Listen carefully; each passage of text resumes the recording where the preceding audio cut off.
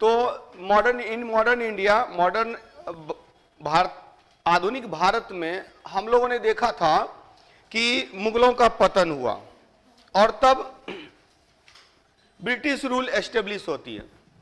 कब? 1757, 1757, 23 जून 1757 को on 23 June 1757 in the battle of Plassey, Sirajuddaula was defeated। 23 जून 1757 को पलासी के युद्ध में सिराजुद्दौला पराजित हुआ and British rule was established in India. भारत में ब्रिटिश शासन की स्थापना की। After the establishment of British rule, British शासन की स्थापना के बाद द एक्सप्लॉयटेशन स्टार्ट्स। तो क्या होता है? शोषण प्रारंभ होती है। शोषण किसके द्वारा? ब्रिटिश शासन के द्वारा। दे वर ट्रेडर्स, वे व्यापारी थे। नाउ दे बिकेम रूलर, अब वे शासक बन गए। तो एक तो व्यापार में उनको डबल मुनाफा होने लगा, इन ट्रेड डबल बेनिफिट। तो कैसा डबल बेनिफिट? एक तो उन्होंने भारत को कच्चे माल के स्रोत के रूप में देखा, as the source of raw materials, और दूसरा as a market of goods, सामान का के बाजार के रूप में, कंस्ट्रक्टेड गुड्स, मैन्युफैक्चर्ड गुड्स, तो जो निर्मित वस्तुओं के बाजार के रूप में देखा। तो डबल बेनिफिट था, यहां से सामान ले जाते थे, सामान बनाते थे और फिर यहीं आगे बेच देते थे। तो इससे क्या हुआ? एक तो ये चीजें हुई, और दूसरी बात क्या हुई कि जब ब्रिटिश रूल एस्टेब्लिश होने लगा तो फिर टैक्सेशन सिस्टम भी उनके हैंड में चला गया, कर भी प्रणाली भी उनके पास चली गई। अब ऐसे में क्या हुआ कि इस शोषण एक्सप्लॉयटेशन का रिजल्ट था रिवोल्ट हुए, विद्रोह हुए, ब्रिटिश शासन के विरुद्ध विद्रोह हुए। ऐसी बात नहीं है कि विद्रोह 1857 का विद्रोह पहला विद्रोह था। After establishment of British rule, British शासन की स्थापना के बाद जो 100 वर्षों का इनका शासन है, दैट मीन्स कि from 1757 to 1857, 100 years, rule of 100 years, ये जो 100 वर्ष के शासन है, इस शासन के शोषण का परिणाम अनेक विद्रोह है, विद्रोहों की एक कड़ी है। There was a chain of revolts, और जिसमें आप देखेंगे it starts as Sannyasi revolt. तो सन्यासी विद्रोह से शुरुआत होती है, सन्यासी विद्रोह से शुरुआत होती है, और इस सन्यासी विद्रोह के बाद जो एट लास्ट आप देखेंगे कि 1857 का रिवोल्ट होता है, 1857 रिवोल्ट, ठीक है, 1857 का विद्रोह। तो 1857 के विद्रोह की पृष्ठभूमि यहीं से तैयार होती है। The first revolt against British rule, British शासन के विरुद्ध पहला जो विद्रोह था, फर्स्ट ऑर्गेनाइज्ड रिवोल्ट, पहला संगठित विद्रोह था, दैट वाज सन्यासी विद्रोह, सन्यासी रिवोल्ट। सन्यासी विद्रोह पहला संगठित विद्रोह था। उसको आप नोट डाउन भी कर सकते हैं, लिखिएगा। 23 जून 1757 को ऑन 23 जून 1757, 23 जून 1757 को ब्रिटिश शासन की स्थापना हुई, British rule was established, British शासन की स्थापना हुई। ब्रिटिश शासन के विरुद्ध प्रथम संगठित विद्रोह सन्यासी विद्रोह था। First organised revolt against British rule was Sannyasi revolt. British शासन के विरुद्ध पहला संगठित विद्रोह सन्यासी विद्रोह था, सन्यासी विद्रोह था। क्लियर? सन्यासियों ने विद्रोह किया था। किसने किया था? सन्यासियों ने। क्यों किया था? सन्यासी लोग जो थे ना, एक्चुअली इसका एक दीर्घकालीन कारण है और एक समकालीन कारण है। एक उस समय का कारण है और एक पूर्व के कारण है। यानी ओवरऑल आप देखेंगे कि ब्रिटिश रूल जब एस्टेब्लिश हुई 1757 में, ये सन्यासी विद्रोह कब शुरू होता है? 1860s में, लगभग 3 साल के बाद, ब्रिटिश रूल के एस्टेब्लिश होने के 3 साल के बाद। एक्चुअली लगान प्रणाली जो 1860 के दशक में 63 दिया रहता है, 1863, अच्छा 18 बोल रहा हूँ, हाँ 1760 के दशक में, 1760s के डिकेड में 1763 से कहीं कहीं पर देता 62-63 से ये शुरू होता है। यानी 5-6 साल के बाद ही वो समझ गए भारतीय कि अंग्रेज यहाँ शोषण करने के लिए आए हैं। एक्चुअली क्या था कि ये टैक्स कलेक्ट करते थे, लैंड रेवेन्यू का राइट आप लोगों ने देखा था। सिराजुद्दौला ने क्या किया था? दीवानी अधिकार दे दिया था।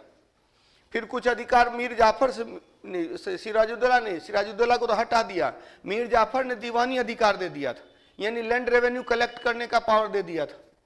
तो अब जो नाम मात्र का, जो बंगाल का नवाब था वो नाम मात्र का नवाब था, असली चीज तो पैसे वाली पावर, टैक्सेशन वाली पावर तो इनके पास आ गई, लगान का अधिकार तो इनके पास आ गया। तो स्वाभाविक सी बात है, जब मीर जाफर को समझ में आया कि गलती हो गई, तब तक में मीर कासिम आ गया। फिर मीर कासिम को जब समझ में आया तो फिर से मीर जाफर आ गया।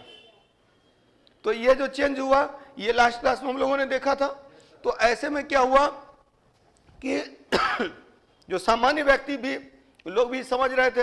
अब कर प्रणाली जो थी वो कैसी थी? तो वो एक्सप्लॉयटेशन बेस्ड थी, शोषणपूर्ण था, कि जितना ज्यादा से ज्यादा वसूल कर सके वसूलते थे। तो ऐसे में किसानों का जब शोषण हो रहा था तो किसान परिवार से ही संबंधित थे सन्यासी लोग, तीर्थयात्री लोग, पिलग्रिम्स। क्या होता था ना कि जब बच्चों की शादी वादी हो जाती थी तो लोग निकल जाते थे तीर्थ यात्रा पर। तो तीर्थ यात्रा पर निकलते थे, सब कुछ छोड़ छाड़ के निकलते थे। अब ऐसे में क्या हुआ कि तत्कालिक रूप से क्या हुआ कि तीर्थयात्रियों पर भी कर लगा दिया गया, टैक्स लगा दिया। तो जो सब चीज माया मोह छोड़ करके जो जा रहे हैं उनसे भी टैक्स वसूलिएगा, तो स्वाभाविक सी बात है कि उनमें एक विद्रोह की भावना आएगी। और यही विद्रोह का परिणाम था सन्यासी विद्रोह। सन्यासी विद्रोह को बेस बना करके, after making the base of सन्यासी रिवोल्ट, एक बुक लिखी गई आनंद मठ। आनंद मठ पुस्तक की रचना किसने की थी? बंकिम चंद्र चटर्जी ने की थी। ये बंकिम चंद्र चटर्जी ने किया था। Anand Math book was written by Bankim Chandra Chatterjee. और एक चीज याद रखेंगे, भारत का जो राष्ट्रगीत है वंदे मातरम, राष्ट्रगान है जनगण मन, राष्ट्रगीत है वंदे मातरम, वो आनंद मठ से लिया गया है। आनंद मठ का जो आधार है वो क्या है? सन्यासी विद्रोह, सन्यासी विद्रोह। तो आनंद मठ में सन्यासी विद्रोह का वर्णन किया गया है। क्लियर? बंकिम चंद्र चटर्जी ने किया है। तो ये एक पॉइंट दिमाग में रखना। और 1760s के डिकेड में, 1760 के दशक में सन्यासी विद्रोह हुआ।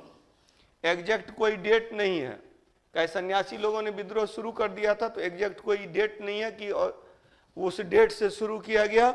तो ऐसे में 1760 लगभग 63 के आसपास में शुरू होता है और ये लगभग 1810 तक चलता है, 1810 तक चलता है। अबाउट 50 ईयर्स, लगभग 50 साल सन्यासियों ने विरोध किया ब्रिटिश शासन का। धीरे धीरे करके दबा दिया गया, सन्यासी विद्रोह को दबा दिया गया। तो ये एक पॉइंट दिमाग में रखिएगा। तात्कालिक कारण था जो, हाँ, उस समय का कारण क्या था? वो था तीर्थ यात्रा कर लगाया जाना, तीर्थ यात्रा कर लगाया जाना, जो तात्कालिक कारण था। पिलग्रिम टैक्स, वो पिलग्रिम टैक्स के वजह से ये स्टार्ट हुआ। लेकिन अगर देखा जाए तो इसका दीर्घकालिक कारण अगर देखा जाए, मूल कारण देखा जाए, बेसिक रीजन देखा जाए, तो बेसिक रीजन था कि ब्रिटिश शासन की स्थापना, लगान प्रणाली में दोष, तो डिमेरिट्स इन जो टैक्सेशन सिस्टम, इन लैंड रेवेन्यू सिस्टम, और एक्सप्लॉयटेशन ऑफ पीजेंट्स, किसानों का विद्रोह, किसानों का शोषण। तो वो जो कारण थे वो कारण मूल कारण थे। मूल कारण था किसानों का शोषण, और वो किसान परिवार से संबंधित थे ये लोग। तो इन लोगों में भी गुस्सा था। जब इनके ऊपर भी टैक्स लगा दिया गया, सन्यासियों के ऊपर टैक्स लगा दिया गया, तो ये लोग ऑर्गेनाइज्ड हो करके विद्रोह कर दिया था। तो ये था सन्यासी विद्रोह। क्लियर? तो सन्यासी विद्रोह याद रखना है। इसके बाद अब 1857 का जो विद्रोह हुआ, 1857 का विद्रोह हुआ, और यह विद्रोह जो है विद्रोह, तो इसको एक काम करेंगे, एक स्ट्रक्चर से इसको समझते हैं। अच्छा, कई जगह पे देखेंगे 1857 के विद्रोह में यूपीएससी के मेंस में भी क्वेश्चन पूछा गया है। 1857 का विद्रोह जो था वो प्रथम भारतीय राष्ट्रीय स्वतंत्रता संघर्ष था। एक टर्म ये है। दूसरी बात है कि एक बार आया था कि यह पहला नागरिक विद्रोह है, तो यह नागरिक और सैनिक विद्रोह की रूप का सम्मिलित रूप है। तो इस तरह के क्वेश्चंस पूछे गए हैं मेंस के स्तर पर यूपीएससी में, तो स्वाभाविक सी बात है ये बीपीएससी के लिए भी इंपॉर्टेंट होगा। आज जो बीपीएससी का ट्रेंड जो चेंज हुआ है, अब वो मौर्य कला पाल कला से बाहर निकलना है, और मौर्य कला पाल कला को पूरा ओवरऑल कॉन्टेक्स्ट में देखना है, कला एवं संस्कृति के रूप में देखना है। उसी तरह से नेशनलिज्म एक टॉपिक है जिस पर हाल फिलहाल में बीपीएससी मेंस में क्वेश्चन बढ़ते रहे हैं। तो राष्ट्रवाद, ये जो राष्ट्रवाद की भावना का विकास कहां से होता है, तो उसकी पृष्ठभूमि यहीं से तैयार होती है। 1857 के विद्रोह से ही पृष्ठभूमि तैयार होती है। और राष्ट्रवाद के लिए एक बेसिक स्ट्रक्चर तैयार किया था कांग्रेस ने। तो कांग्रेस की स्थापना के पहले जो पृष्ठभूमि बनती है उसमें 1857 का विद्रोह, रिवोल्ट ऑफ 1857, ये इंपॉर्टेंट है। Revolt of 1857 made the background of nationalism, development of nationalism in India. तो भारत में राष्ट्रवाद के विकास की पृष्ठभूमि का तैयार यही करता है। रिवोल्ट हुए और रिवोल्ट को दबा दिए गए, विद्रोह हुए, विद्रोह को दबा दिए गए। Revolt was suppressed by the British rule, British शासन के द्वारा।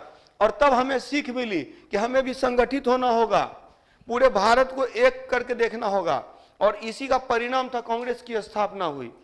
और under the leadership of Congress, Congress के नेतृत्व में जो फ्रीडम स्ट्रगल मूवमेंट स्टार्ट होता है, राष्ट्रीय स्वतंत्रता संघर्ष, स्वतंत्रता आंदोलन प्रारंभ होती है, और ये राष्ट्रवाद की अभिव्यक्ति थी। That was the expression of nationalism. ठीक है, तो रिवोल्ट ऑफ 1857, तो अंग्रेजों के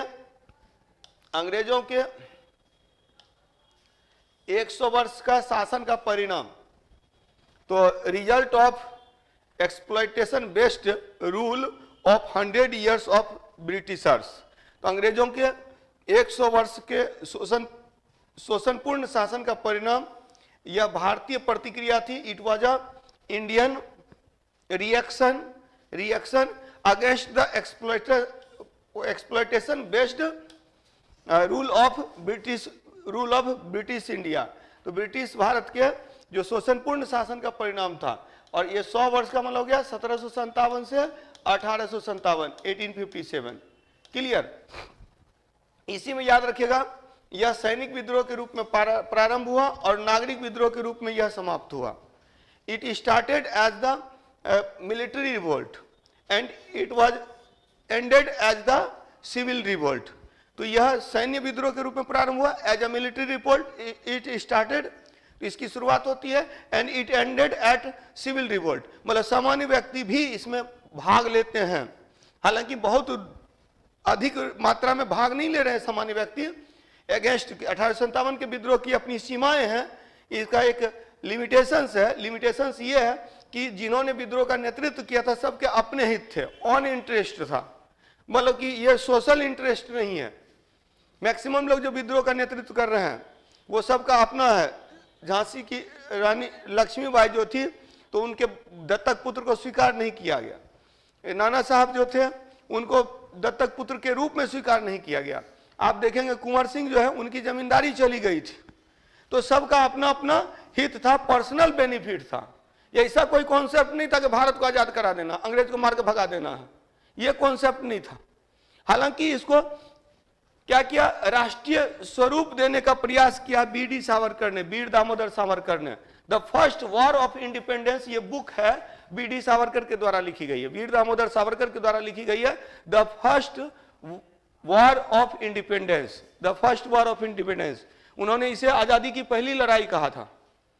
ठीक है, और इसी में बोलते हैं कि फर्स्ट वॉर ऑफ या इसको उन्होंने कहा था, फर्स्ट वॉर ऑफ इंडिपेंडेंस में उन्होंने कहा था it was the revolt of 1857 was the first national freedom struggle, first national freedom struggle. 3 बात कहा उन्होंने।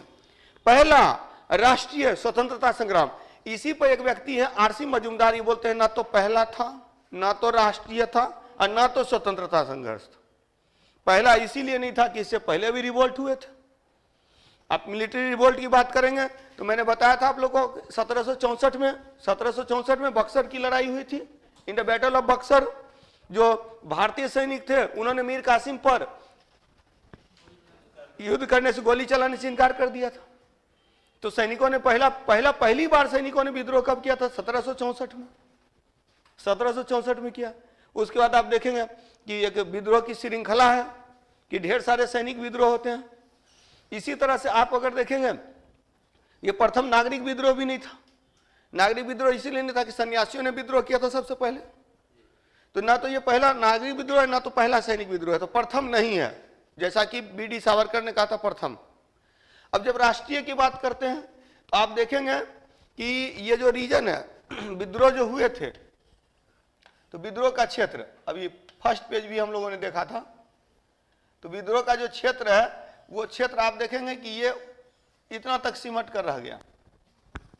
यानी आप मेरठ से शुरुआत होती है, अब मेरठ से लेकर के दिल्ली, इलाहाबाद, झांसी, कानपुर, लखनऊ, उसके बाद बिहार, तो ये इतने दूर तक सीमित रह गया। दक्षिण इससे अछूता रहा। नॉर्थ ईस्ट में बहुत ज्यादा सपोर्ट इसको नहीं मिलती है, नॉर्थ ईस्ट में नहीं मिलती है। दूसरी बात की है वेस्टर्न जो पार्ट है यहाँ भी विशेष रूप से इनको मदद नहीं मिलती है। तो इस तरह से क्या हुआ, 1857 का रिवोल्ट नेशनल भी नहीं था, इसको रीजनल ज्यादा कहना उचित रहेगा। और जहां भी विद्रोह हो रहे हैं, जो रिवोल्ट हो रहे हैं, वो रिवोल्ट आपके लिए क्या है, तो वो एक तरह से देखा जाए तो सेल्फ इंटरेस्ट में है, अपने हित में है।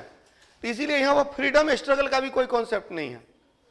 लेकिन आप ये यूपीएससी में जब ये क्वेश्चन पूछा गया था तो यही डायरेक्ट क्वेश्चन पूछा हुआ है, 1857 का विद्रोह प्रथम राष्ट्रीय स्वतंत्रता संघर्ष। तो ना तो पूरी तरह से आप इसको स्वीकार करेंगे, ना तो पूरी तरह से इसको स्वीकार करेंगे, क्योंकि ठीक है ये पहला नहीं था, लेकिन पहली बार इतनी बड़ी प्रतिक्रिया हुई थी, बड़े क्षेत्र में हुई थी, तो इस संदर्भ में पहला था। दूसरी बात है कि राष्ट्रीय तो ये था नहीं, लेकिन राष्ट्रीयता की पृष्ठभूमि बनी, तो इससे राष्ट्रीय दृष्टिकोण का विकास हुआ। इस संदर्भ में बोला जाता है कि राष्ट्रीयता के निर्माण में यह सहायक रहे, तो बिल्कुल राष्ट्रीय नहीं कहना भी उचित नहीं होगा। तीसरी बात है कि स्वतंत्रता संघर्ष, तो जिन लोगों का सेल्फ इंटरेस्ट भी था तो उनके लिए ये फ्रीडम के अकॉर्डिंग ही था। तो उनका था कि फ्री होना है, अपने से शासन करना है, तो फ्रीडम का भी कुछ कॉन्सेप्ट। तो इसीलिए जब भी आंसर राइटिंग करते हैं तो आंसर राइटिंग में मेंस के स्तर पर आपको थोड़ा डिप्लोमेटिक होना रहता है। और चूंकि अभी जो सेक्शन हम लोग पढ़ रहे हैं ये पीटी मेंस दोनों के लिए इंपॉर्टेंट है, इसीलिए विथ कॉन्सेप्ट पढ़िए, तो मेंस के स्तर पर भी आपको मदद मिल जाएगी। क्लियर? तो 1857 के विद्रोह के संदर्भ में लास्ट में ये 2 स्टेटमेंट आप लोग लिख लिए होंगे। बीडी सावरकर का कथन है कि प्रथम राष्ट्रीय स्वतंत्रता संघर्ष था। तो ये जो विद्रोह था 1857 का विद्रोह, यह प्रथम राष्ट्रीय स्वतंत्रता संघर्ष था। और इसी पर इनकी बुक का नाम है क्या, first war of independence. First war of independence book किसने लिखी थी? बीडी सावरकर ने लिखी थी, इंडिपेंडेंस। ठीक है। और आरसी मजूमदार का कथन है कि यह ना तो प्रथम था विद्रोह था, ना तो राष्ट्रीय था, और ना ही स्वतंत्रता संघर्ष था। लिख लिया इसको। और इनकी बुक का नाम है कुछ mutiny, sepoy mutiny and revolt, दिया हुआ है, मटेरियल में भी दिया हुआ है, मटेरियल में डाला हुआ हूं। तो चलिए इससे आगे बढ़ते हैं। और 1857 जो एक बुक है ना, वो एस.एन. सेन की बुक है, एस.एन. सेन की बुक है। हाँ, एसेंसेन की बुक थी 1857, 1857।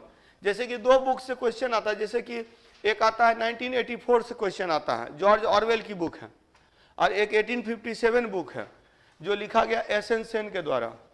क्लियर? तो ये देखते हैं। अब विद्रोह के कारण क्या थे? 1857 के विद्रोह के कारण तो लिख लीजिएगा, पहले एक पॉइंट लिख लीजिएगा, लिखिएगा 1857 के विद्रोह में, इन द रिवोल्ट ऑफ 1857, 1857 के विद्रोह में, इन द रिवोल्ट ऑफ 1857, उत्तर भारत के एक बड़े क्षेत्र में, in the large region of north India, उत्तर भारत के एक बड़े क्षेत्र में, in the large region of north India, उत्तर भारत के एक बड़े क्षेत्र में ब्रिटिश शासन के विरुद्ध प्रतिक्रिया दिखाई पड़ती है, ब्रिटिश शासन के विरुद्ध प्रतिक्रिया दिखाई पड़ती है। Reaction against British rule was seen, reaction against British rule was seen. तो ब्रिटिश शासन के विरुद्ध प्रतिक्रिया दिखाई पड़ती है।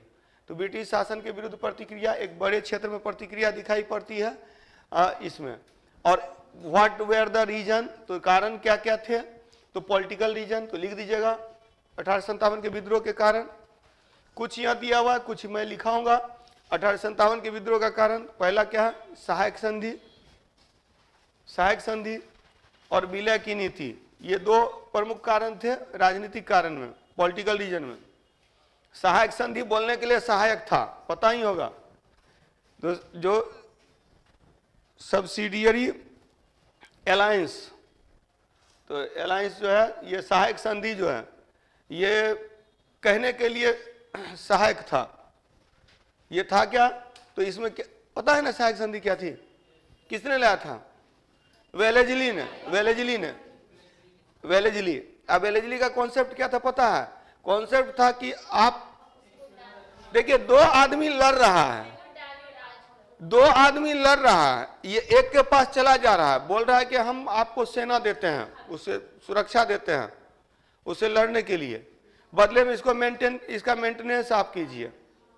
तो वहां अपनी सेना रख देता था, रेजिमेंट रख देता था, जिसका सारा खर्चा उसको उठाना रहता था।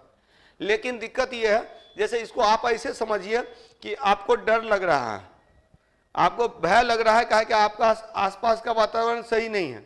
अब एक आदमी आता है, बोलता है कि दो बढ़िया ताकतवर व्यक्ति को लेकर आता है और बोलता है क्या कि इसको मेंटेन कीजिए, आप इसका खर्चा आप मेंटेन कीजिए, बदले में ये आपको सुरक्षा देगा। बड़ा अच्छा लगा, क्या दिक्कत है, पैसा मेरे पास है ही, खर्चा उठा लेंगे। लेकिन बाद में क्या हो गया, और वो बोला क्या कि आपको किसी प्रकार का डिस्टर्ब नहीं करेगा। तो डिस्टर्ब क्या करना, अब आप जहां जा रहे हैं वहां आपके साथ में वो है, यानी आपको अब बॉडीगार्ड तो दिया, लेकिन आपको अकेले कहीं नहीं छोड़ रहा है, तो वो फिर बॉडीगार्ड दिक्कत न हो जाएगा, आपका पर्सनल लाइफ तो आपकी खत्म न हो जाएगी। तो कुछ उसी तरह की चीज हुई कि उनका पर्सनल जो था वो कुछ भी नहीं रहा, जबकि कहा गया था कि व्यक्तिगत मामलों में हस्तक्षेप नहीं किया जाएगा, लेकिन पूरा हस्तक्षेप किया जा रहा था। तो इसी कारण से सहायक संधि जो है ये सहायक नहीं रहा, तो ये इसका विरोध हुआ। और सबसे पहले सहायक संधि किसके साथ की गई थी? हैदराबाद के साथ, हैदराबाद के साथ की गई थी। क्लियर? पीटी के स्तर पर इंपॉर्टेंट है। ऐसे गवर्नर और गवर्नर जनरल का काल जब पढ़ाऊंगा ना, तो उसमें फिर से आएगा पूरा। जो गवर्नर था ना, पहला गवर्नर कौन था? Lord Clive. क्लाइव के बाद हॉलवेल, हॉलवेल कार्यवाहक है। वेंसी टॉर्ट, वेंसी टॉर्ट के बाद फिर से आया था क्लाइव, क्लाइव के बाद वेरेस्ट, वेरेस्ट के बाद कार्टियर, कार्टियर के बाद वॉरेन हेस्टिंग्स, वॉरेन हेस्टिंग्स, फिर वॉरेन हेस्टिंग्स आता है। वॉरेन हेस्टिंग्स के बाद मैकफर्सन है, मैकफर्सन के बाद जो है वो कार्नवालिस है, कार्नवालिस के बाद सर जॉन शोर है, सर जॉन शोर के बाद फिर कार्नवालिस आता है, नहीं सर जॉन शोर के बाद वेलेजली है, वेलेजली के ये में आता है कार्नवालिस आता है, कार्नवालिस के बाद फिर बार्लो है, बार्लो के बाद मिंटो है, मिंटो के बाद लॉर्ड हेस्टिंग्स है, लॉर्ड हेस्टिंग्स के बाद लॉर्ड एमहर्स्ट है, लॉर्ड एमहर्स्ट के बाद लॉर्ड विलियम बेंटिक है, लॉर्ड विलियम बेंटिक के बाद फिर उसके बाद मेटकॉफ है, मेटकॉफ के बाद ऑकलैंड है, ऑकलैंड के बाद एलनबरो है, एलनबरो के बाद हार्डिंग है, हार्डिंग के बाद डलहौजी है, डलहौजी के बाद तो ये कैनिंग है, कैनिंग के समय में क्या होता है, रिवोल्ट होता है, कैनिंग के काल में रिवोल्ट होता है, 1857 का रिवोल्ट। तो पूरा वहां से लेकर के लास्ट तक, शायद एक पेज भी दिया था ना गवर्नर वाला, आप लोगों को नहीं दिया, मटेरियल में है गवर्नर वाला, है ना। चलिए, नहीं एक पेज में सिंगल पेज में सारा गवर्नर एक साथ नहीं है ना, अच्छा ठीक है, वो दे दूंगा मैं आप लोगों को। चलिए, विद्रोह के कारण, तो कारण क्या था राजनीतिक कारण में, एक तो सहायक संधि, दूसरा विलय की नीति। अच्छा, विलय की नीति को ही क्या कहा जाता है, डॉक्ट्रिन ऑफ लैप्स बोला जाता है, इंग्लिश में बोलते हैं डॉक्ट्रिन ऑफ लैप्स, हिंदी में बहुत नाम से जानते हैं इसको, इसी को बोलते हैं हड़प की नीति। हड़प की नीति इसी को बोला जाता है, इसी को बोला जाता है समापगमन की नीति। समापगमन की नीति इंग्लिश में एक ही तो है, हिंदी में बहुत है, समापगमन की नीति। यही कंफ्यूजन होता है, इंग्लिश वाले को कोई कंफ्यूजन नहीं, हिंदी वाले को बहुत कंफ्यूजन है। समापगमन की नीति इसी को बोलते हैं समापगमन की नीति, इसी को बोलते हैं हड़प की नीति, इसी को बोला जाता है डॉक्ट्रिन ऑफ लैप्स, ठीक है, इसी को बोला जाता है विलय की नीति। ये सब डलहौजी के द्वारा लाया गया था और इसके अंतर्गत क्या था कि अब मिला लेना है। एक्चुअली 3 प्रकार के राज्य होते थे। एक राज्य था जो मराठों और मुगलों के अधीन से स्वतंत्र हुए थे, और एक था जो ब्रिटिश रूल द्वारा एस्टेब्लिश्ड था, और एक था जो इंडिपेंडेंट, जिसको मित्र राष्ट्र कहते थे, मित्र राज्य कहते थे। तो एक्चुअली क्या था, जो मुगलों के अधीन मराठों के अधीन था उसको क्या करना था, हड़पना था, लेकिन मित्र राज्य को हड़पना नहीं था। लेकिन आप देखेंगे कि राजस्थान का एक रियासत थी करौली, करौली को, जो कि मित्र राज्य था, लेकिन करौली को भी जबरदस्ती मिला लिया था डलहौजी ने, जिसके कारण से कल ये विलय की नीति की आलोचना जो ब्रिटिश अधिकारी लोग भी किए। करौली का विलय वो अनुचित था। अच्छा, मॉडर्न इंडिया में आप देखेंगे कि बुक के स्तर पर बहुत ही क्लियर कॉन्सेप्ट जो दिया हुआ है वो BL ग्रोवर की किताब में दी हुई है, BL ग्रोवर की किताब में दी हुई है। तो बहुत क्लियर कॉन्सेप्ट है। हालांकि बिपिन चंद्रा की किताब जो आधुनिक भारत है, आधुनिक भारत, बिपिन चंद्रा की 2 किताब है, एक भारतीय राष्ट्रीय स्वतंत्रता संघर्ष है और एक आधुनिक भारत का इतिहास है। तो जो आधुनिक भारत है ना बिपिन चंद्रा की, वो आपके लिए सफिशियंट बुक है, उससे ज़्यादा तो उससे बाहर क्वेश्चंस जनरली नहीं आते हैं। उसके बाद क्वेश्चन बैंक आपके दिमाग में रहना चाहिए। हाँ, एस्पेक्ट, फिर वही बात है, अब बुक का कोई लिमिट थोड़े ना है, आप स्पेक्ट्रम पढ़िए, आप यूनिक पढ़िए, आप जितना किताब पढ़ना पढ़िए। मैं जो बोल रहा हूँ, जो ऑथेंटिक बुक है वो है पुरानी वाली NCERT आधुनिक भारत, पुरानी वाली NCERT जो बिपिन चंद्रा की किताब है आधुनिक भारत, वो आपके लिए ऑथेंटिक किताब है, सबसे अच्छी किताब है। और उसके साथ में आप अगर पढ़ेंगे तो घटना चक्र का क्वेश्चन बैंक पढ़ेंगे, उसके अलावा कुछ मत पढ़िए, बेकार है, बेवकूफ़ी है, टाइम वेस्ट है। अगर मान ले रहे हैं कि 10 क्वेश्चन में एक क्वेश्चन नहीं बनता है तो उसको नहीं बनना नहीं कहते हैं, 9 क्वेश्चन पर फोकस कीजिए, वो एक के चक्कर में रहिएगा। स्पेक्ट्रम पढ़िए, यूनिक पढ़िए, TMH पढ़िए, कौन कौन किताब पढ़िए, तो वो सब किताब पढ़िएगा, समय तो है नहीं। दूसरी मैंने तो नहीं पढ़ा है। अब वही बात है कि जैसे शुभम कुमार बोला कि NCERT मैंने देखा ही नहीं, ठीक है, तो वो बोलता है कि NCERT मैंने देखा ही नहीं, तो नहीं देखा तो क्यों नहीं देखा, इसीलिए कि आप जिस स्कूल में पढ़े हैं वहाँ NCERT घोल के पिला दिया जाता है, तो आप वहाँ से पढ़े, आपका बेस पूरा मजबूत है, तो आपने NCERT नहीं पढ़ा और आज आप मिसगाइड कर रहे हैं बच्चों को। स्वाभाविक सी बात है कि टॉपर जो होते हैं, टॉपर क्यों होते हैं, उसका बेस मजबूत है। जब बेस मजबूत रहेगा तो NCERT पढ़ने की क्या जरूरत है, NCERT तो आपके दिलो जान में बैठा हुआ है, NCERT तो उसके रग रग में बसा हुआ है। नेत्रहाट के जो रिटायर्ड टीचर लोग थे उन्होंने उस विद्यालय की स्थापना की जहां वो पढ़ा है, तो स्वाभाविक सी बात, विद्या विहार, और स्वाभाविक सी बात है तो वहां की पढ़ाई जस्ट लाइक नेत्रहाट की पढ़ाई, मतलब आपका बेसिक क्लियर है, आपका बेस मजबूत है। अब आप जा रहे हैं किसके लिए, तो आप जा रहे हैं कि आंसर राइटिंग कैसे किया जाए। मेंस के स्तर पर, पीटी के स्तर पर आपको कोई समस्या ही नहीं है। पीटी के स्तर पर तो आप लोगों ने समस्या यहाँ क्लास में बैठे हुए हैं, वो तो पीटी का क्लास भी नहीं किया कहीं, वो अगर बोलता है झूठ बोलता है, इसीलिए उसका बेस क्लियर है, सिर्फ प्रैक्टिस किया और निकल गया। तो स्वाभाविक सी बात है टॉप ऐसे थोड़े कर जाते हैं, बेस बहुत मजबूत है, अच्छा स्टूडेंट हमेशा से टॉपर रहा है, तो स्वाभाविक सी बात है टॉपर की बातों में नहीं जाना है। आप सामान्य स्टूडेंट, मैं सामान्य स्टूडेंट, सामान्य की बात करूंगा। तो सामान्य की बात यही है, एनसीईआरटी आपका बेस क्लियर करता है, प्लस क्वेश्चन बैंक आपको एक स्ट्रेटजी देता है कि कैसे तैयारी किया जाए। और तब क्या होता है कि तब मतलब कि कहने का अर्थ है कि इसको पढ़ा जाए किसको छोड़ा जाए, क्वेश्चन बैंक से पता चलता है। और एनसीईआरटी बुक जब पढ़ते हैं तो आपका बेस बनता है, और उसी से तब क्या होता है कि सिलेक्शन होती है।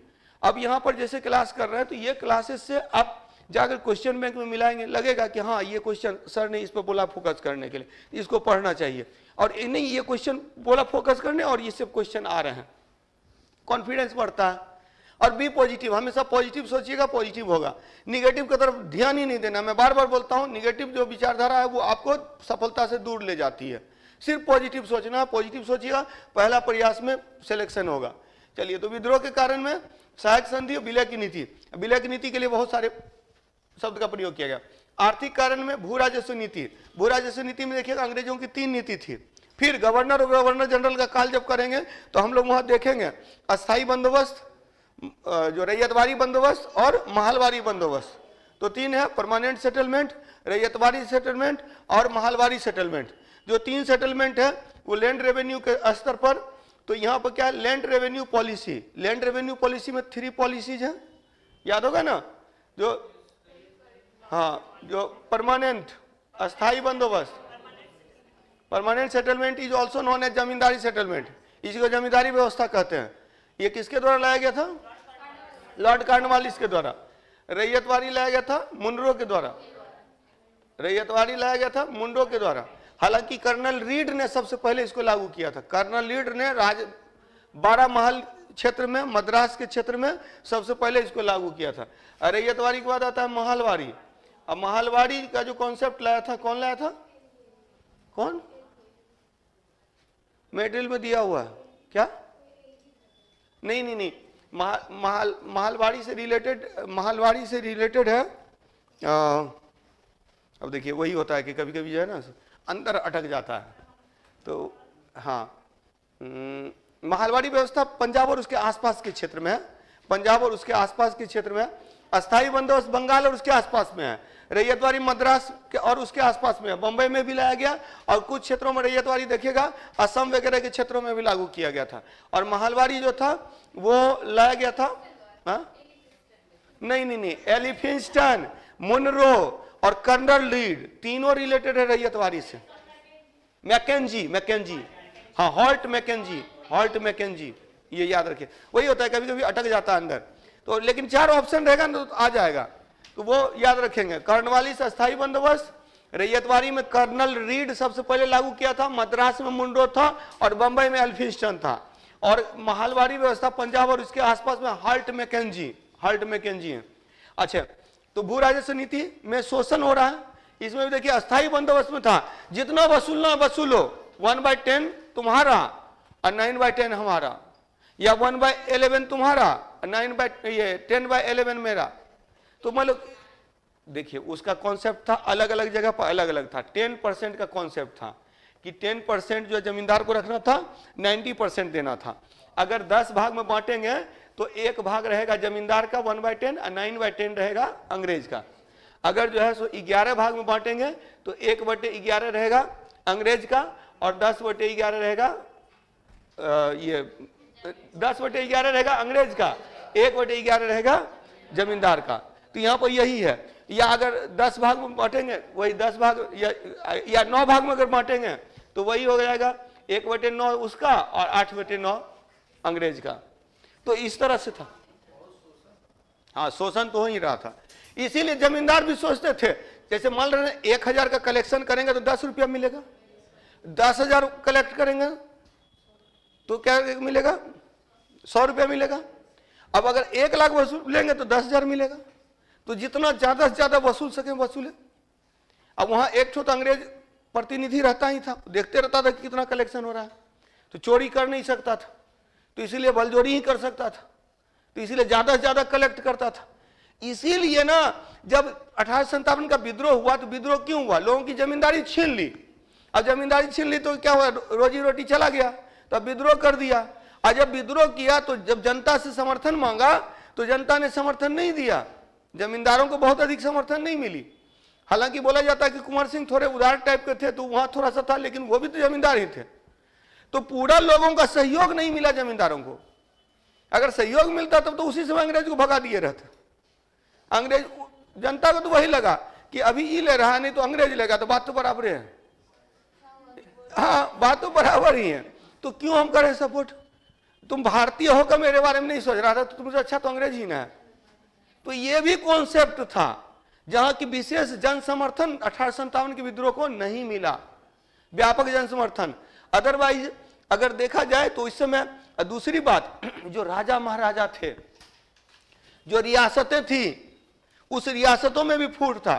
कुछ रियासत अंग्रेजों के पक्ष में थे और इसीलिए एक स्टेटमेंट है, कैनिंग का एक स्टेटमेंट है कि 1857 के विद्रोह के आंधी में हम लोग बह गए होते यदि ये रियासतें नहीं होती। तो ये रियासतें अगर नहीं होती तो हम लोग बह गए होते 1857 के विद्रोह के आंधी में।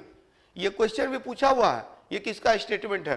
तो देसी रियासतों के लिए for Prince state it was the statement of Canning. Canning का ये कथन था कि इन द स्टॉर्म ऑफ 1857 1857 के विद्रोह में हम लोग वी वेर ब्लोन अवे, तो हम लोग बहा दिए गए होते if there was not the wall of, मतलब अगर वॉल नहीं होता, दीवार नहीं होता, किसका? बांध नहीं होता, डैम नहीं होता प्रिंस स्टेट्स का।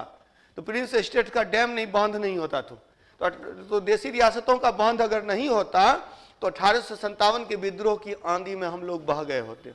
तो ये स्टेटमेंट है कैनिंग का, और कैनिंग को समर्थन मिला था, देसी रियासतों का समर्थन। इसके बाद धार्मिक नीति देखिए। धार्मिक नीति में, अच्छा, धार्मिक नीति में बहुत सारा पॉइंट है कि एक तो धर्म सुधार का कॉन्सेप्ट, धर्म सुधार आंदोलन जो चलाया गया ना। अब यहाँ पर तो ये तो निगेटिव चीजें हैं। निगेटिव चीजें इसीलिए है कि हमारे यहाँ महिलाओं को जिंदा जला दिया जाता था सती प्रथा में। अंग्रेजों ने सती प्रथा पर रोक लगाई तो यहाँ पर जो कट्टर जो धार्मिक व्यक्ति थे उन्होंने कहा कि हमारे धर्म में हस्तक्षेप हो रहा है।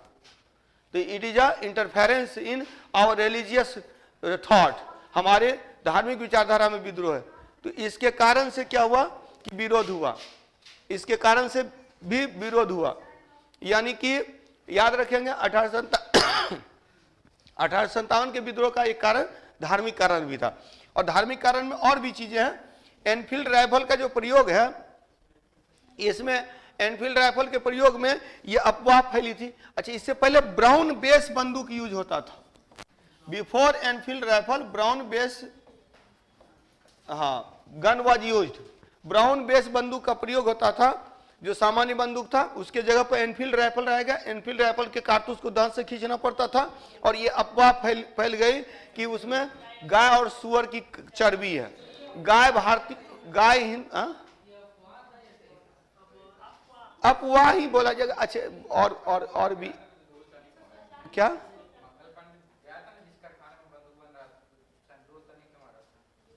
दो सैनिकों, अच्छा, तो जो भी हो कारण, जो भी हो, मतलब कि ये फैल गया। जैसे कि मान ले रहे हैं सुअर की चर्बी का प्रयोग करते होंगे कि नहीं करते होंगे, ये अफवाह भी हो सकती है।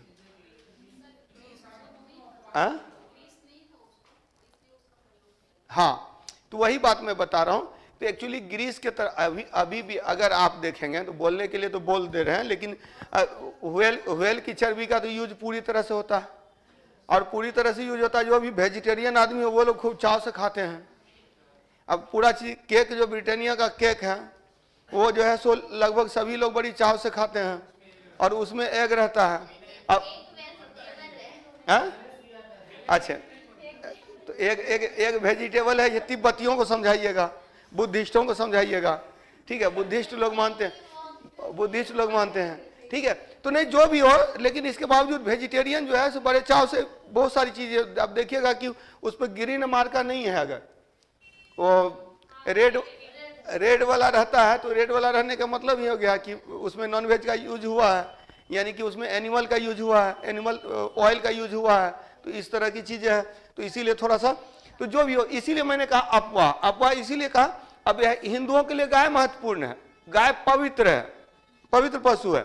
अब मुसलमानों के लिए सूअर अपवित्र है, यानी कि वो उससे धर्म भ्रष्ट होता है, और इसीलिए बोला जाता है कि ये लड़ाई करवाना हो तो मंदिर में गाय का ये फेंकवा दीजिए, मस्जिद में सूअर का ये करवा दीजिए, बस देखिए कि दंगा कैसे हो जाता है। अब बहुत लोग उस दंगा का लाभ उठा लेते हैं। तो चाहे जो भी चीज हो, तो यहाँ एक धार्मिक कारण भी था। धार्मिक कारण में एनफील्ड राइफल का प्रयोग, और सैनिक कारण, भारतीय सैनिकों के साथ भेदभाव होता था प्रमोशन में, सैलरी में, और साथ ही साथ जो है जो व्यवहार में, व्यवहार, हाँ वही बात है कि भेदभाव था कि उनके धार्मिक प्रतीकों का प्रयोग नहीं करना है, फिर उनकी सैलरी कम होती थी, उनको प्रमोशन लेट से मिलता था, और साथ ही साथ एक और चीज था कि general service enlistment act, general service enlistment act पता है ना, general service enlistment act, enlistment act किसी को पता है क्या था? यह एक एक्ट लाया गया जिसके अंतर्गत जो भी भारतीय सेना में जाएंगे उनको अब उनकी सेवा, जैसे हम लोग नौकरी करते हैं तो हम लोग का प्रोबेशन पीरियड रहता है कि इस पीरियड में जो है मतलब कि सही ढंग से काम नहीं किए तो बर्खास्त किए जा सकते हैं। तो जनरल सर्विस एनलिस्टमेंट एक्ट के अंतर्गत आपकी सर्विस परमानेंट तब होगी जब एक बार समुद्र पार से होके आएंगे, और जब समुद्र पार हो करके आए तो आपका धर्म भ्रष्ट, आपका समाज में दाना पानी बंद हो जाता था, हुक्का पानी बंद हो जाता था, लोग समाज से बहिष्कृत कर देते थे कि विदेश घूम के आ गया, इसका धर्म भ्रष्ट हो गया। तो ये चीज है, तो इसके कारण सोसाइटी में जो सैनिक लोग थे, सैनिक लोग का बहिष्कार होने लगा। तो इसके कारण से जो है सो ये इस एक्ट का ये लोग विरोध कर रहे थे, जो भारतीय सैनिक थे उस एक्ट का विरोध कर रहे थे। जनरल सर्विस एनलिस्टमेंट एक्ट के अंतर्गत, under the general service enlistment act, जो अक्रॉस द ओशन, मतलब कि it was essential to go across the ocean one time, तो एक बार समुद्र पार जाना अनिवार्य था, मतलब समुद्र पार जाकर के सेवा दे करके आना अनिवार्य था। तो ये इस एक्ट का भी विरोध हुआ था। तो इन कारणों से 1857 का विद्रोह हुआ। क्लियर? अच्छा, अनौद्योगिकरण का क्या मतलब है? अनौद्योगिकरण, डिस इंडस्ट्रियलाइजेशन।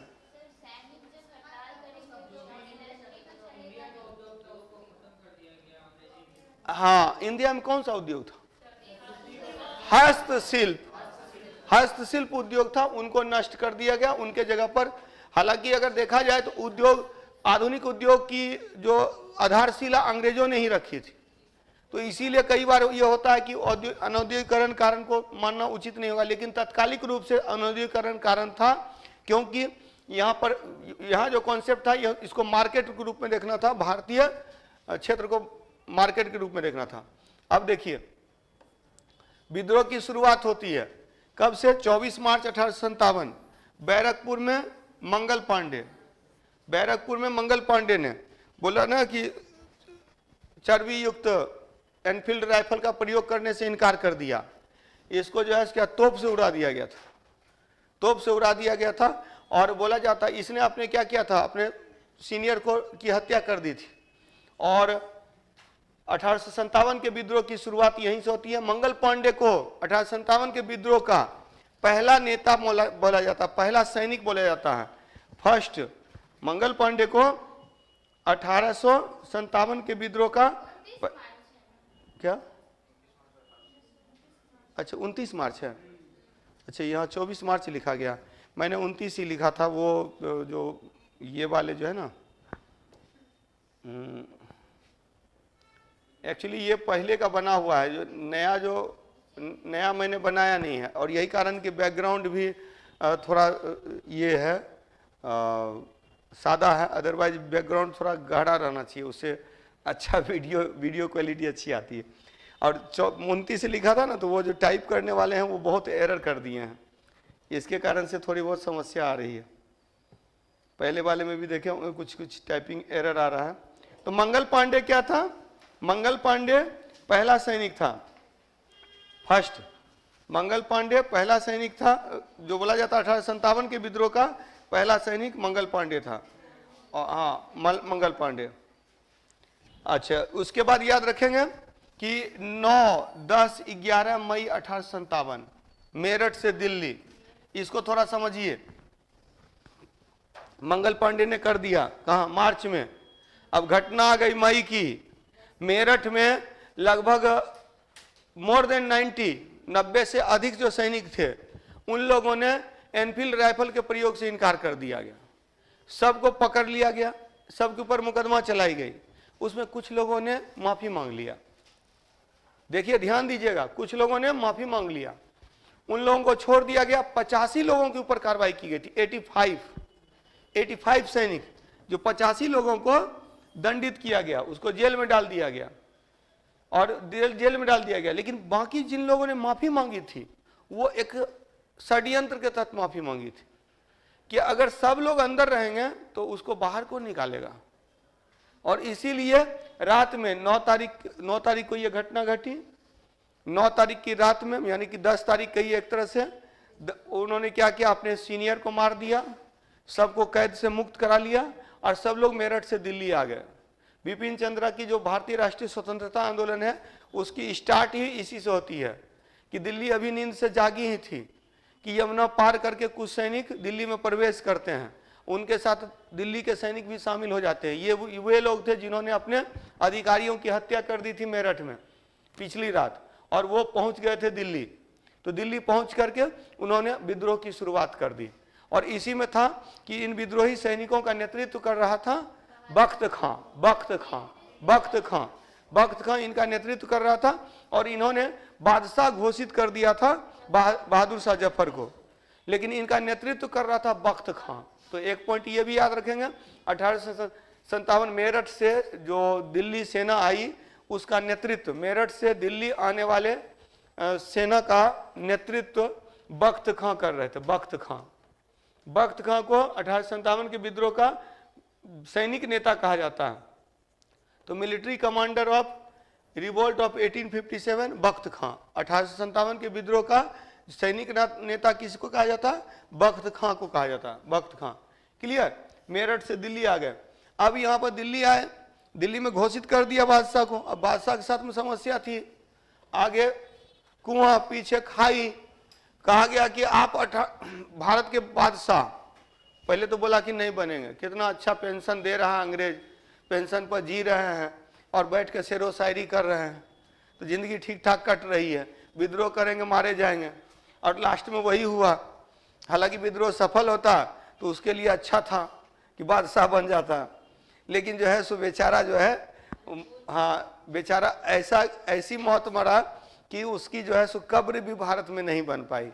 उसकी कब्र पर लिखा हुआ भी है, एक ऐसा बदकिस्मत बादशाह जिसे 2 गज जमीन अपने देश की नसीब नहीं हुई। ठीक है, तो 1857 के विद्रोह की शुरुआत होती है। अब विद्रोह का नेतृत्व कहाँ कहाँ किस किस ने नेतृत्व किया था, आप लोगों को पता ही है कि दिल्ली में बहादुर शाह द्वितीय या बहादुर शाह जफर और बख्त खां। दिल्ली में बहादुर शाह द्वितीय, बहादुर शाह जफर, बख्त खां सैनिक नेता था। कानपुर में नाना साहब है, लखनऊ में बेगम हजरत महल है, और बिरजीश कदर, बेगम हजरत महल का पुत्र बिरजीश कदर, जिसको नवाब उसने घोषित कर दिया था।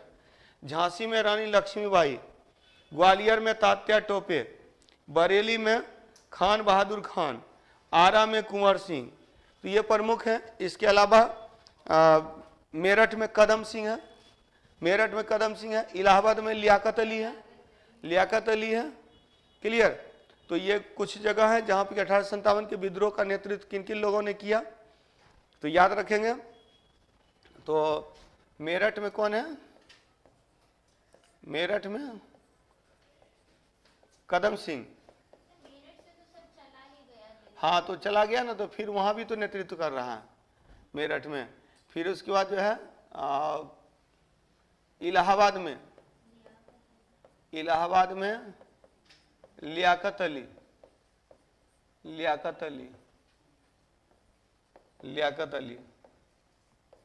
और बरेली तो दिया। फैजाबाद में अजीमुल्ला, फैजाबाद में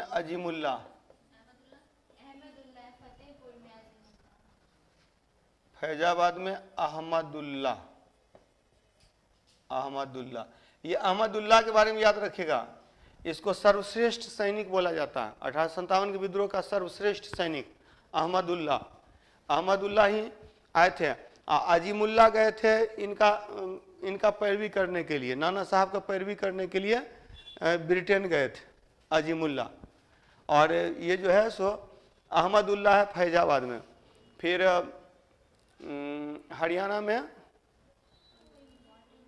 एक साई है वहाँ पर जो तुलाराम करके है कुछ हरियाणा में।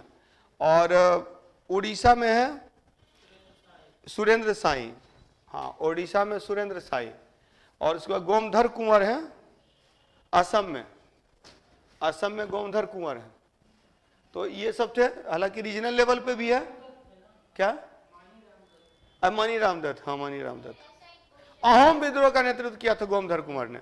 यहाँ मनी रामदत्त थे अभी।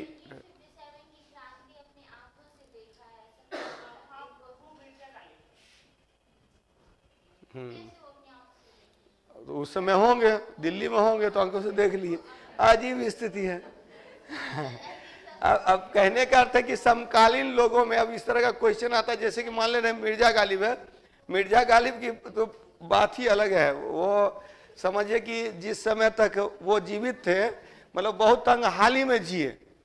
जब उनके मरने के बाद उनकी शेर व शायरी पॉपुलर हुई और इतने पॉपुलर हो गए। तो कई बार मिर्जा गालिब जो बोलते हैं ना कि वो पैसे की तंगी के कारण वो उनकी मृत्यु हुई। हाँ तो सब लोग हैं भारत में यही हाल होता है, हाँ मरने के बाद ऐसे जो है ना सो ऐसे जो क्या बोलते हैं, नहीं वो बात नहीं, झूठे और मक्कार लोग अपने टाइम में ही फेमस हो जाते हैं। आज जो विद्वान लोग होते हैं ना वो यहाँ इंडिया में मरने के बाद फेमस होते हैं। और यही कारण है कि आप देखेगा कि टैलेंट जो है भारत से चला जाता है, टैलेंट का पलायन हो जाता है। इसीलिए टैलेंटेड लोग यहाँ से छोड़ के चले जाते हैं, यहाँ कोई पूछ ही नहीं हो रही है। और ये रघुराम राजन का कथन है, लोग कई बार बोलते हैं रघुराम राजन का कथन है कि भारत जो है ना सो एक तरह से उनके जो कहने का आशय है कि जाहिलों का देश, पढ़े लिखे जाहिलों का देश, पढ़े लिखे इसीलिए रीजन मार दिए थे। तो पढ़े लिखे जाहिलों का देश इसी संदर्भ में, क्योंकि उनका कहना है कि भारत की अर्थव्यवस्था जो है वो धर्म संचालित करती है, ये समस्या है। तो स्वाभाविक सी बात है। और कार्ल मार्क्स ने क्या कहा था कि धर्म अफीम के समान है। तो समस्या यहाँ ये है, हम लोग यहाँ जाति धर्म जो क्षेत्र उस पे रह करके राजनीति करते हैं, उस पे रह करके भेदभाव करते हैं आपस में ही। यहाँ अक्सर देखिएगा जब मिलता है किस जाति के हो, एकदम ये सवाल जो है, और बिहार में तो कुछ ज्यादा है, ठीक है, मतलब एक दूसरे की जाति देखते हैं। और ये समस्या वही बात ना, हाँ जाति के बाद कैटेगरी भी देखा जाता है। हाँ अच्छा पहले कैटेगरी देखा जाता है फिर जाति देखी जाती है, ये एक समस्या है। और जब तक ये चीज होता रहेगा, मैं तो अक्सर बोलता हूं कि आप देखिए अभी वोटिंग हो रही है तो वो तो पंचायत स्तर का चुनाव है, लेकिन विधानसभा के चुनाव में और लोकसभा के चुनाव में एक चीज याद रखिएगा कि आप अपना नेता चुनिएगा। लोग अपना नेता नहीं चुनते हैं, आप चुनते हैं क्या, मोदी जी के प्रतिनिधि को चुनते हैं, आप नीतीश बाबू के प्रतिनिधि को चुनते हैं, आप लालू जी के प्रतिनिधि को चुनते हैं। अपना प्रतिनिधि तो आप चुनते ही नहीं। जिस दिन अपना प्रतिनिधि आप चुनने लगेगा तब उस दिन वो लोग आपके अकॉर्डिंग प्रतिनिधि खड़ा करने लगेंगे। समस्या यही है। हाँ क्या हो, नोटा का डाल के क्या कीजिए, नोटा का कोई वैल्यू ही नहीं। नोटा कौन, मैंने क्या दिया, अब क्या अभी क्या कहिएगा, रीजनल लेवल पर क्या, रीजनल लेवल पर जो करीबी रहते हैं उसको दे देते हैं। तो ये चीज नहीं मतलब मैं बोल रहा हूं। अब रही बात दो तीन चीजें होती है, वही बात मैं बता रहा हूं। पंचायत के स्तर पर क्या होता है, अगर आपके वार्ड से कोई खड़ा है तो वार्ड से खड़ा है तो वो आपका काम तो तभी ना करेगा जब आप उसके करीबी रहिएगा, स्वाभाविक सी बात। लेकिन बताना थोड़ा किसी को, जो आते थे ना सबको बोलता था कि हाँ बिल्कुल आप ही को दूंगा, सीधी सी बात। लेकिन उसमें से देखा कि इसमें से अब चूंकि एक ही वार्ड के अगर खड़े हैं तो सब तो करीबी ना हो गए। अब करीबी में ये देखना है कि भाई वो काम ठीक ठाक करेगा तो वो काम ठीक ठाक करेगा। अब लेकिन दिक्कत ये है कि मुखिया के पद पर मैंने देखा कि जितने लोग खड़े हैं सब कहीं ना कहीं क्रिमिनल बैकग्राउंड से रिलेटेड है। अब पुराने जो मुखिया साहब हैं उनसे लोग असंतुष्ट हैं, तो ये भी एक समस्या है। तो अब यहाँ पर भैया किसको वोट दिया जाए ये मुश्किल हो जाता है। नीचे स्तर पर ये भी तो समस्या है कि क्रिमिनल बैकग्राउंड से पैसे के बल पर लोग ज़्यादा काम करते हैं, तो यही चीज़ है। लेकिन मैं आपको जो बोल रहा हूँ कि मैंने नोटा पे दिया तो उस पर क्या हुआ, मेरा भाई जो था, मतलब ये एमएलए की बात मैं बता रहा हूँ, जब मैंने दिया तो मेरा भाई क्या बोलता है पता है, वकील साहब हैं, तो वो बोलते हैं क्या कि भैया आपके वोट का तो कोई वैल्यू ही नहीं है। मतलब कहने का अर्थ है कि अभी देखिए इस तरह की जागरूकता नहीं आई है। जिस दिन इस तरह की जागरूकता आएगी, मतलब कहने का अर्थ है कि मेरा वोट है तो हम देंगे ही देंगे, किसी न किसी को देंगे। क्यों देंगे भाई? और स्वाभाविक सी बात है, आप अपना प्रतिनिधि चुनते हैं, और एक प्रचार बड़ी आता है ना कि जब बेटी का शादी करना रहता है तो पूरा सब कुछ देखते हैं, यानी बेटी किसी को दे रहे हैं तो सब कुछ देखते हैं कि वो मेरी बेटी को ठीक से संभाल के रखेगा कि नहीं। आप अपना पूरा विधानसभा क्षेत्र दे रहे हैं बिना देखे हुए, तो वहां भी तो आपको देखना पड़ेगा ना कि वो संभाल कर रखेगा कि नहीं। तो ठीक है, तो नहीं तो दबंग को देखिएगा क्या होगा, वो दबंग ही नहीं करेगा, स्वाभाविक सी बात है। चलिए आगे बढ़िए। और इसी सोच के कारण देखिए 1857 का विद्रोह दबाया क्यों गया, जैसा कि कैनिंग ने कहा था, अपने ही लोगों ने चीटिंग की, अपने ही लोगों ने साथ नहीं दिया। अगर वो लोग भी साथ दे दिए, सारे राजा महाराजा भी एक हो जाते हैं तो भी जीत जाते, तो भी विद्रोह सफल हो जाता। चलिए देखते हैं। तो दिल्ली में बहादुर शाह द्वितीय, बख्त खां, कानपुर में नाना साहब, लखनऊ में बेगम हजरत महल, अवध की राजधानी थी लखनऊ, इसीलिए अवध में भी बेगम हजरत महल है। असल में अवध का नवाब जो था उसकी मृत्यु हो गई, तो इसने बिरजिस कदर को नवाब घोषित किया, जिसको अंग्रेजों ने मांगने से इनकार कर दिया, और तब इन्होंने विद्रोह किया था। ठीक है, ज्यादा मत पढ़िए, ज्यादा पढ़ना घातक होता है। ठीक है, हाँ, जितना करवा रहे पहले इतना दिमाग बैठाइए। चलिए, झांसी में जो है, हाँ, रानी लक्ष्मीबाई। अब समस्या है कि आप लोग ऐसे टीचर से पढ़े हैं ना जो कभी पीटी नहीं निकाला है, ये समस्या सबसे बड़ी समस्या है। नहीं, मजाक नहीं कर रहा हूं, ऐसे टीचर से पढ़े हैं जो मुसल्लमपुर हाट सब में जो लोग हैं वो आज तक कोई पीटी नहीं निकाला है, कोई रिटर्न नहीं निकाला। अब उससे पढ़ के लोग जो है सो ये करते हैं, हाँ, ज्यादा बोलते हैं, तो ये समस्या है, उससे बाहर निकलिए। कदरबाजी क्या होगा ना कि पीटी मास्टर बनकर रह जाइएगा, मेंस नहीं निकलेगा। जो मजाक नहीं कर रहा हूं, जो वास्तविकता वो मैं बता रहा हूं। तो समस्या यही है। तो झांसी में कौन है? रानी लक्ष्मीबाई है। ग्वालियर में कौन है? तात्या टोपे है। बरेली में खान बहादुर खां, आरा में कुंवर सिंह। यहाँ पर भी याद रखिएगा, रानी लक्ष्मीबाई का जो दत्तक पुत्र था उसको स्वीकार नहीं किया गया। और ग्वालियर में तात्या टोपे ने न केवल ग्वालियर में विद्रोह का नेतृत्व किया था, बल्कि ये जाके झांसी में भी मदद करता है, ये जाके लखनऊ में भी मदद करता है। ये झांसी में रानी लक्ष्मीबाई को भी मदद करता है तात्या टोपे। और इसीलिए इसी के संदर्भ में, तात्या टोपे के संदर्भ में ही वीर दामोदर सावरकर ने कहा था, ये सोची समझी चाल थी, षड्यंत्र था, जिसमें कि वो कमल का फूल और रोटी को आधार बना करके एक विद्रोह का डेट सुनिश्चित किया गया था। लेकिन हुआ क्या, विद्रोह डेट से पहले ही शुरू हो गया। तो डेट से पहले शुरू हो गया था, इसी कारण से क्या हो गया कि 1857 का विद्रोह सफल नहीं रहा। ठीक है, हाँ, क्या, हाँ, मतलब ये तो वीर दामोदर सावरकर का कथन है, यह कितनी सच्चाई है वो तो जाना पड़ेगा 1857 में, हम लोग को उसे मतलब नहीं है। ठीक है, मतलब यह है कि इस तरह की बातें कही जाती है। आप जब भी आंसर राइटिंग करेंगे ना, तो आंसर राइटिंग के वक्त में आपको डिप्लोमेटिक रहना पड़ेगा। डिप्लोमेटिक मतलब यह कि आप किसी थॉट से ग्रसित मत होइए। आप वहां पर देखिए कि ये व्यक्ति ये कह रहा है, ये व्यक्ति ये कह रहा है, ये, और एक सर्वमान विचारधारा अगर है कोई तो उसको डालिए। अदरवाइज बोलिए कि इस संदर्भ में विभिन्न विद्वानों के विभिन्न मत। सीधा सा बात, अपना बचाव कर लेना है, और यही चीज करना है। आप प्रशासक बनने जा रहे हैं, डिप्लोमेसी आपको नहीं आएगी तो करना मुश्किल है। आप किसी चीज को एक को दिल में बैठा लीजिएगा तो दिक्कत हो जाएगी। तो इसलिए कोई भी चीज को दिल में नहीं बैठाना है, किसी भी चीज को माइंड नहीं करना है। और वहां पर जो है आप जब वर्क करते हैं तो वर्क करते वक्त आप में ये क्षमता होनी चाहिए कि आप किसको कैसे हैंडल करते हैं। यही चीजें हैं कि वो आपको सफलता दिलाएंगी। और स्पेशली मेंस के स्तर पर ही नहीं, इंटरव्यू के स्तर पर भी। इंटरव्यू के स्तर पर कम नंबर मिले, मेरी एक स्टूडेंट लगातार 3 वर्ष से इंटरव्यू दे रही है, नहीं हो रहा है, तो मेंस के इंटरव्यू के स्तर पर नंबर ही नहीं मिल रहा, 60-62 नंबर दे रहा है।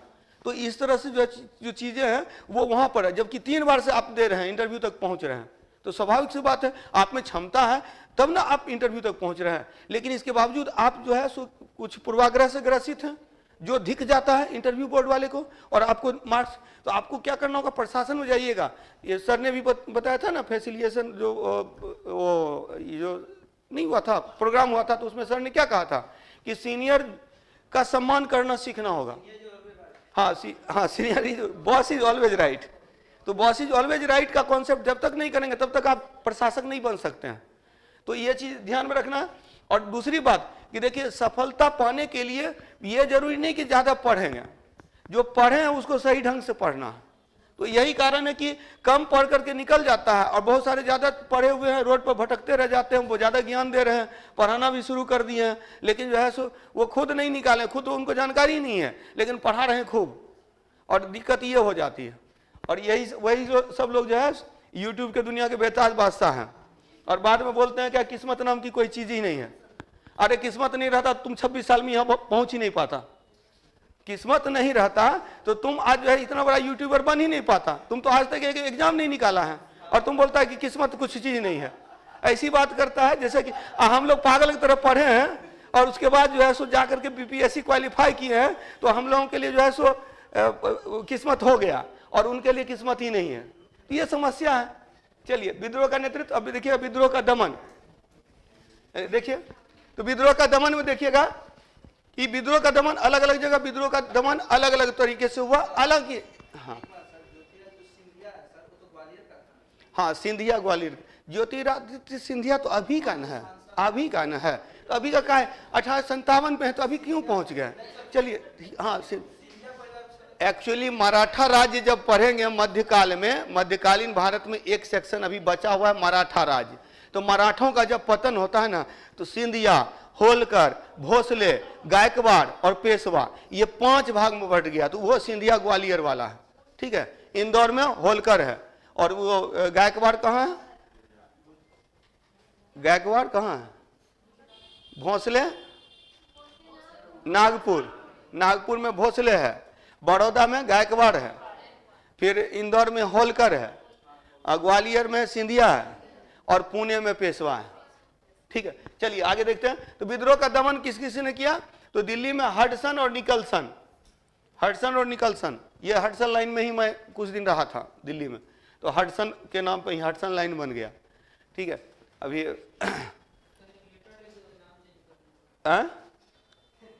नाम चेंज करने का, अच्छा अभी मोदी जी का ध्यान अभी नहीं गया होगा इस पर, ठीक है। इसका भी अभी ध्यान है ज्यादातर जो है इस्लामिक जो नाम सब है उस पर ज्यादा ध्यान है। कौन, बख्तियारपुर, चेंज हो जाएगा, हाँ चेंज हो जाएगा। एक्चुअली क्या है ना कि एक बड़ा अच्छा, मतलब कि किन्हीं का देख रहा था मैं, व्हाट्सएप पे ही था, लेकिन वो एक अच्छा स्टेटमेंट उन्होंने दिया कि दुनिया में टॉप मोस्ट यूनिवर्सिटी है, यूनिवर्सिटी थी नालंदा यूनिवर्सिटी, अब उसको जिसने नष्ट किया उसके नाम पे अगर रेलवे स्टेशन बना दिया गया तो वो कहीं ना कहीं गलती थी, उस गलती को सुधारना चाहिए, और वो गलती को सुधारा जा रहा है। मतलब कहने का अर्थ है कि मक्का का नाम रामगढ़ नहीं हो सकता है और प्रयागराज का नाम इलाहाबाद नहीं हो सकता है। तो ये कहीं ना कहीं ये कॉन्सेप्ट लाना होगा, और ये चीज़ पता है, ये संकीर्ण दृष्टिकोण जब तक रहेगा तब तक भारत में जो है सो एक प्रेम और भाईचारा नहीं डेवलप हो सकता है। दोनों को बदलना पड़ेगा, हिंदुओं को भी बदलना पड़ेगा, मुसलमानों को भी बदलना पड़ेगा, तभी जाकर जब तक एक थॉट नहीं आएगी तब तक एक हिंदुस्तान नहीं हो सकता है। तो ये थॉट तो लाना पड़ेगा, दोनों को लाना पड़ेगा। कहीं ना कहीं अतिवाद, कट्टरपंथ कहीं ना कहीं गलत है, और वही चीज देखिएगा उसी का परिणाम है कि जो आधुनिक भारत में कुछ जो लोग हैं अपनी राजनीतिक रोटी सेकने के लिए क्या करते हैं कि लोगों को आपस में लड़ाते हैं, और साथ में वो लोग, हाँ वही बात बोल रहे हैं। ये सब की बात कीजिएगा, और वैसी चीज निकलेंगे, बहुत बढ़िया भाषण देके निकलेंगे, बाद में मोदी जी के साथ गले भी लिखते, गले लगने मतलब आपस में बात करते हैं, मोदी जी पूरा भड़का के निकलेंगे, अब बाद में ओवैसी के साथ में बैठ कर चाय पी रहे हैं। मतलब ये कहने का अर्थ है कि ये चीज है, यही राजनीति है कि वो जब अपना उल्लू सीधा करना रहेगा तो वो हाँ भड़काऊ भाषण देंगे, और नहीं तो भाई साथ में बैठ करके और क्या हालचाल है पूछते हैं। तो कोई दिक्कत नहीं, लाइव नहीं, सही बात है, सही बात है, वो जो मैं बता रहा हूँ वो सही बात है, उसमें क्या दिक्कत है। हाँ चलिए कानपुर में देखेंगे कॉलिन कैंपबेल, कानपुर में कॉलिन कैंपबेल, इसके बाद लखनऊ में भी कॉलिन कैंपबेल है, उसके बाद झांसी में ह्यूरोज है, और आरा में विलियम टेलर है। विलियम टेलर, देखिए सच बोलने में कोई दिक्कत नहीं है, वो कहीं भी बोला जा सकता है। अब रही बात कि हाँ मैं सरकार का एक भाग हूं, तो अब बिहार सरकार के अगेंस्ट तो कोई बात नहीं बोलूंगा। अब बिहार सरकार के अगेंस्ट मुझे कोई बात नजर भी नहीं आती है, जो वास्तविकता है। वो हमारा सौभाग्य है कि हमारे मुख्यमंत्री नीतीश कुमार जी हैं, ये हमारा सौभाग्य है, इसको आपको मानना पड़ेगा। जो चलिए तो देखिएगा विद्रोह का दमन, तो विद्रोह का दमन देखिएगा, दिल्ली में हडसन और निकलसन है, कानपुर में कॉलिन कैंपबेल। तो कॉलिन कैंपबेल कानपुर और लखनऊ दोनों जगह। ह्यूरोज का कथन है, ह्यूरोज का कथन है यहाँ जो लाशें पड़ी हुई हैं उसमें एकमात्र मर्द है। हाँ, तो रानी लक्ष्मीबाई को एकमात्र मर्द की संज्ञा ह्यूरोज ने दिया था, ह्यूरोज ने कहा था। हाँ, तो एकमात्र मर्द, तो वो अलग अलग तरह का स्टेटमेंट हो सकता है, लेकिन वही कहने का आशय यही है कि ये जो विद्रोहियों में एकमात्र मर्द, और उसी में है ना खूब लड़ी मर्दानी, वो तो झांसी वाली रानी थी। तो ये जो संदर्भ है वो ह्यूरोज के संदर्भ में, ये ह्यूरोज ने ये स्टेटमेंट दिया था। जो लड़ी थी काफी बहादुरी से लड़ी थी। विलियम टेलर ने फिर ये कुंवर सिंह के अगेंस्ट में एक्शन लिया था, तो विद्रोह का दमन कर दिया गया अलग अलग जगह पर। अच्छा, इसमें एक और चीज याद रखेंगे, जो विद्रोह का दमन होता है ना, तो शीर्ष नेतृत्व का पतन हो जाता है, शीर्ष नेतृत्व का पतन हो जाता है। जैसे एक एक करके देखेंगे तो बख्त खां युद्ध में मारे जाते हैं, बख्त खां सैनिक नेता है, युद्ध में मारे जाते हैं। अहमदुल्ला युद्ध में, अच्छा एक पॉइंट वो भी याद रखिएगा, अहमदुल्ला को सर्वश्रेष्ठ सैनिक बोला जाता है, प्रथम सैनिक बोला जाता है किनको, मंगल पांडे को, 1857 के विद्रोह का प्रथम सैनिक, और 1857 के विद्रोह का सर्वश्रेष्ठ सैनिक बोला जाता है अहमदुल्ला को। अहमदुल्ला ने भी मदद की थी, वो फैजाबाद से आए थे और उसने अवध की बेगम की सहायता की थी। अवध की बेगम को, हजरत महल को सहायता मिल रहा है, तात्या टोपे से भी सहायता मिल रहा है, और साथ ही साथ जो है अहमदुल्ला से भी मिल रहा है, समर्थन मिल रहा है, ठीक है। और नाना साहब को तात्या टोपे ने भी मदद की थी। तात्या टोपे ग्वालियर में भी हैं, और जाकर नाना साहब को भी मदद करते हैं, और नाना साहब की पैरवी करने के लिए, उनको दत्तक पुत्र में स्वीकार करने के लिए अजमुल्ला और रंगो बापू ये लोग गए थे, कहाँ, इंग्लैंड गए थे, ठीक है। तो विद्रोह का नेतृत्व हो गया। अब इसके बाद देखेंगे नेतृत्व, अब यहाँ है हो गया नेतृत्व का पतन। नेपाल भाग गए थे कौन, बेगम हजरत महल और नाना साहब और बेगम हजरत महल। नेतृत्व का पतन किस तरह से होता है, शहीद हो गए बख्त खां, अहमदुल्ला खां शहीद हो गए, लक्ष्मीबाई शहीद हो गई, कुंवर सिंह शहीद हो गए, ये सब मारे गए, युद्ध में मारे गए। फिर नेपाल भाग गए थे नाना साहब और बेगम हजरत महल,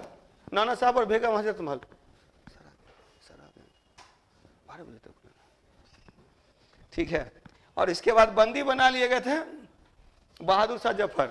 अब बहादुर शाह जफर को बंदी बना करके रंगून भेज दिया गया था, और रंगून में ही क्या किया गया था, वहीं पर दफना दिया गया था। बोला जाता है कि हाँ वही 1858 में उनको कैद किया गया, और 1862 में 4 साल के बाद उनकी मृत्यु हो गई थी। जब मृत्यु हो गई थी तो वहीं दफना दिया गया था। उनकी कब्र जो है वहीं रंगून में ही है, और उनके कब्र पर ही लिखा हुआ है कि एक ऐसा बदकिस्मत बादशाह जिसे अपने देश की 2 गज जमीन नसीब नहीं हुई। क्लियर। तो नेतृत्व का पतन, decline of the leadership, Bakht Khan, Ahmadullah Khan, Lakshmibai, Kunwar Singh. Clear, लिख लिए ना। क्या कुंवर सिंह मारे नहीं गए,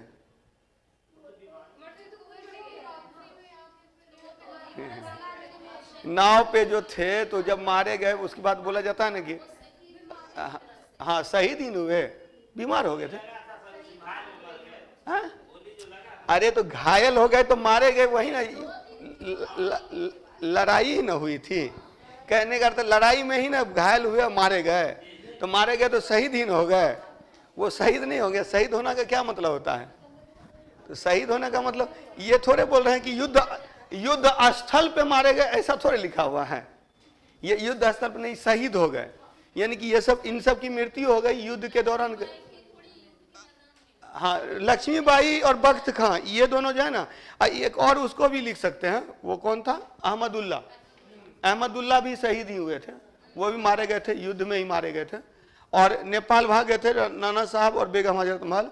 अब बहादुर साहब को बंदी बना लिया गया था। इस तरह से 1857 के विद्रोह का अंत हो जाता है। लेकिन 1857 के विद्रोह का जो अंत हुआ तो दोनों को सोचने पर मजबूर होना पड़ा, अंग्रेजों को भी और भारतीयों को भी। ज्यादातर क्वेश्चन इसी से आते हैं, इसीलिए मैंने ये जो कुछ सेक्शन आप लोग को बताया कि ये फैक्ट के पॉइंट ऑफ व्यू से ज्यादा पढ़ने की जरूरत नहीं है, आप पूरा रट्टा मारते हैं और उसको समेट करके मैंने ला दिया है।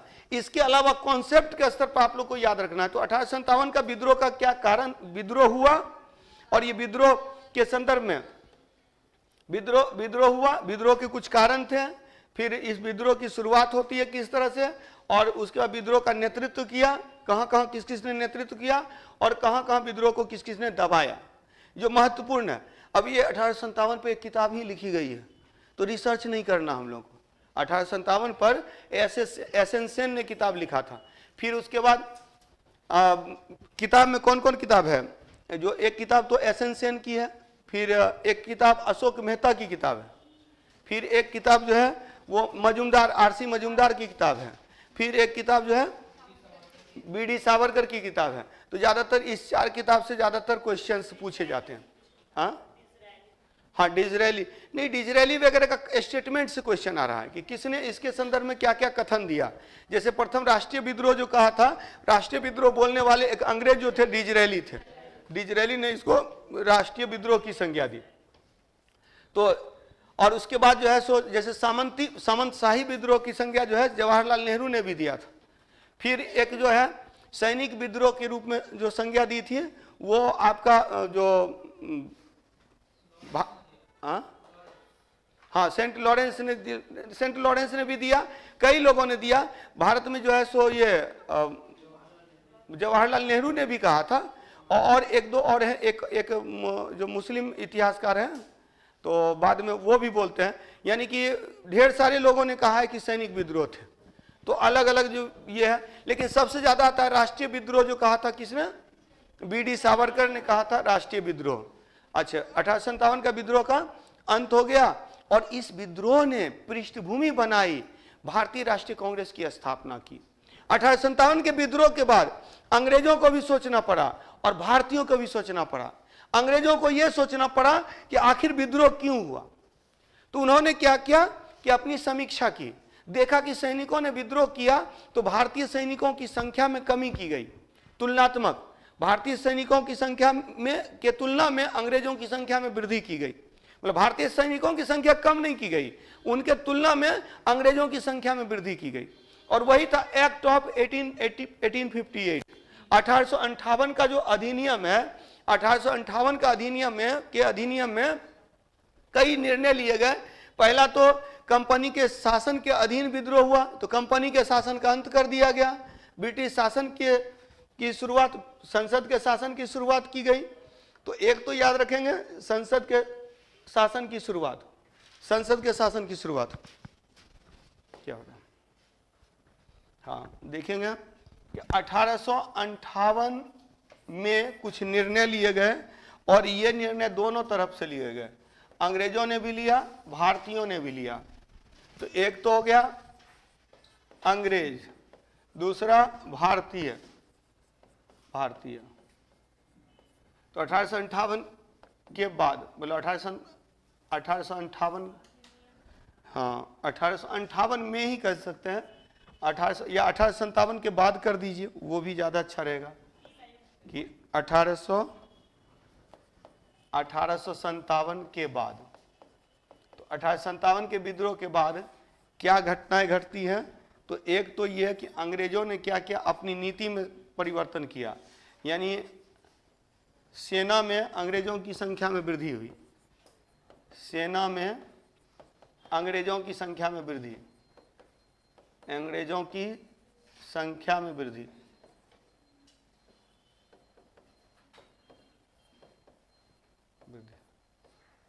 ठीक है, तो सेना में अंग्रेजों की संख्या में वृद्धि की गई। दूसरा अंग्रेजों ने क्या किया, तो कंपनी के शासन का अंत कर दिया, कंपनी के शासन का अंत किया, अंत किया। तीसरा क्या किया, इन्होंने पुरस्कृत किया किसको, देसी रियासत, देसी रियासत, पुरस्कार व दंड, पुरस्कार व दंड, मतलब उसको पुरस्कृत किया गया जिन्होंने सहयोग किया, दंडित किया गया जिन्होंने विद्रोह किया। और भारतीय प्रतिक्रिया क्या रही, तो भारतीय प्रतिक्रिया ये रही कि प्रत्यक्ष विद्रोह